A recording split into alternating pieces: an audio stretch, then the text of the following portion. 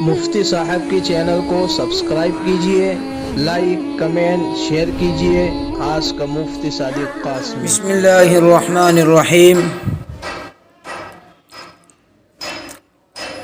कोई शख्स सफ़र में है और किसी मजबूरी की वजह से उसने सफ़र में नमाज़ें छोड़ दी, वो नमाज़ें नहीं पढ़ सका। तो अब जब वो घर पर आएगा, मुक़ीम होगा, तो उन नमाज़ों की क़ज़ा जब उसको करनी है तो मुकम्मल नमाज़ों की क़ज़ा करेगा या फिर कसर नमाज़ों की क़ज़ा करेगा। सवाल कर रहे हैं जनाब मोहम्मद अतहर साहब बॉम्बे से।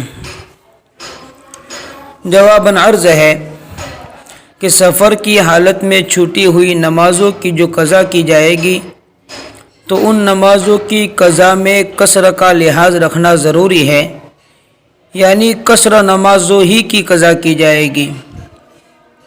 असर, ईशा और ज़ोहर जो 4-4 रकातें हैं तो उनकी क़ज़ा वो 2-2 रकात की शक्ल में करेगा। यानी जिस तरह सफ़र के अंदर 2-2 रकातें पढ़ता है तो घर पर आने के बाद भी सफ़र की छूटी हुई नमाज़ों की क़ज़ा ये 2-2 रकात ही वो करेगा।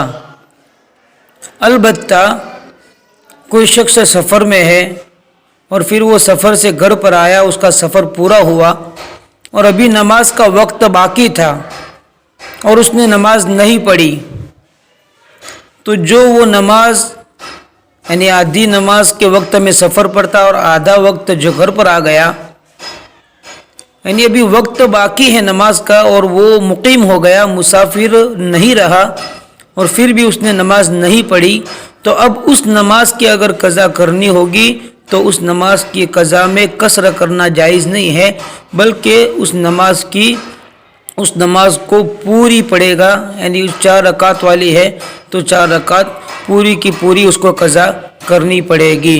फ़क़त वल्लाहु ताला आलम बिस्सवाब।